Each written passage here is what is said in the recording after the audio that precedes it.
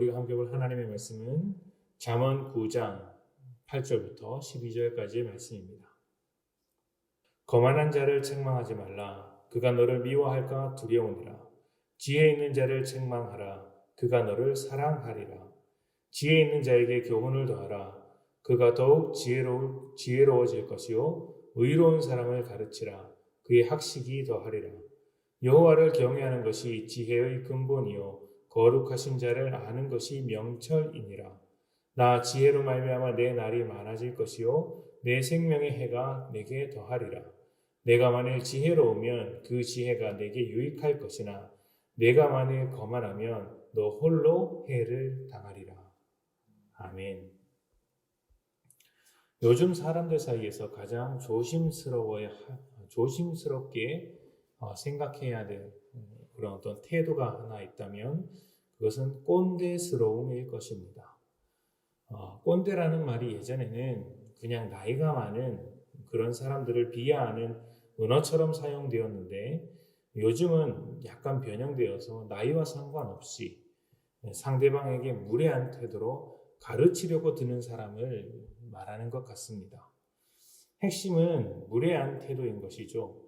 대표적으로 나 때는 이렇게 했는데 또 그거 내가 해봐서 다 아는데 라고 말하면서 자기의 경험, 자기가 아는 지식을 강요하는 것을 두고 그렇다, 꼰대와 같다라고 말한다고 합니다. 사람들은 이렇게 꼰대를 만나는 것도 싫어하고 자기가 꼰대가 되는 것도 싫어합니다.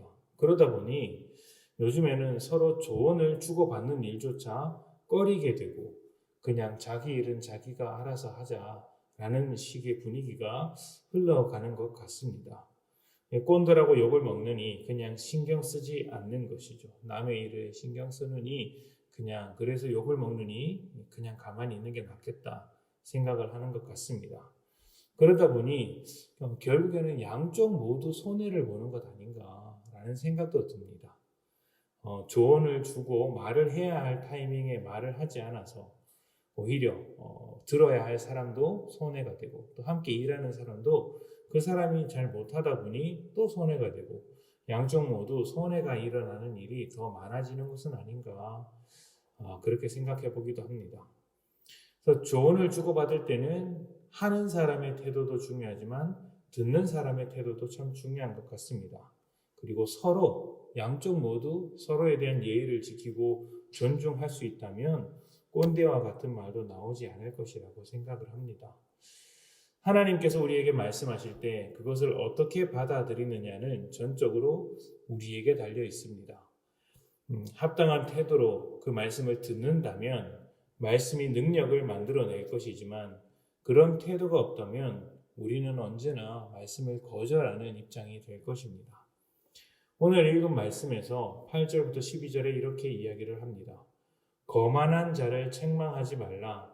그가 너를 미워할까 두려우니라. 지혜 있는 자를 책망하라. 그가 너를 사랑하리라. 지혜 있는 자에게 교훈을 더하라. 그가 더욱 지혜로워질 것이요 의로운 사람을 가르치라. 그의 학식이 더하리라.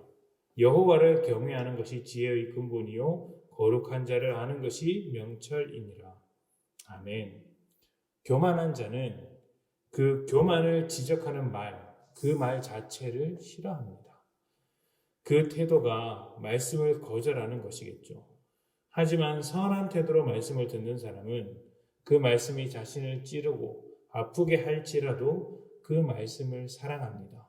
왜냐하면 그 말씀을 통해 내가 고쳐지고 나의 약점이 보완되며 나를 새롭게 해줄 것이라고 믿기 때문입니다. 그래서 교만한 자는 더더욱 교만해질 것이고 지혜로운 자는 더더욱 지혜롭게 되는 것이죠. 여호와를 경외하는 것이 지혜의 근본이고 거룩하신 자 하나님을 아는 것이 명철이라고 합니다. 여호와를 경외하며 알아가는 사람은 하나님을 더더욱 알기 원합니다. 하나님을 아는 만큼 내 삶에 더 큰 은혜가 있고 하나님과 함께하는 것이 기쁘다는 사실을 발견하는 것이기 때문이겠죠. 맛있는 음식을 먹어본 사람이 더 잘 먹고 재미있는 일도 놀아본 사람이 더 재미있게 노는 법이라고 합니다. 왜냐하면 그 음식이 얼마나 맛있는지 알기 때문이고 노는 것이 얼마나 재밌는지 알기 때문이겠죠. 그런 것처럼 우리가 하나님과 함께하는 기쁨을 경험할수록 하나님과 더 가까이 다가가려고 할 것입니다. 교만한 사람은 하나님과 함께하는 것에 대한 기쁨을 모르는 사람이고 하나님의 말씀을 듣고자 그 태도를 바로 하는 사람은 말씀으로 변화된 그 은혜를 경험한 사람이라고 말할 수 있겠습니다. 그러니 우리는 하나님을 경외하는 태도를 가지고 하나님의 말씀 앞에 서기를 바랍니다.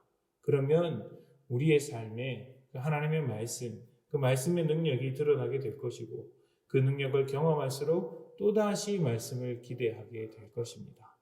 날마다 풍성한 삶으로 만들어갈 수 있지 않을까요? 교만한 자가 되어 하나님의 말씀을 떠나는 것보다 조금 아프더라도 그 말씀을 내게 주시는 말씀으로 듣고 날마다 변화되는 삶을 살아갈 때 우리가 하나님의 복된 은혜가 넘치는 삶이 될 것이라고 믿습니다. 어떤 삶을 살아가느냐는 그 말씀을 어떻게 받아들이느냐에 달려 있겠죠. 그것은 결국 내가 하나님의 말씀 앞에 어떤 태도로 서 있느냐 이것에 달려 있다고 보여집니다. 오늘 하루 하나님께 합당한 태도로 살아가기를 소망합니다. 하나님의 말씀에 기울이고 하나님의 그 뜻에 온전히 따르고자 하는 그러한 태도로서 살아가기를 소망합니다. 은혜를 경험하며 더 그 경험한 은혜로 말미암아 더 큰 은혜 속에서 살아가는 여러분들이 되시기를 소망합니다. 함께 기도합니다.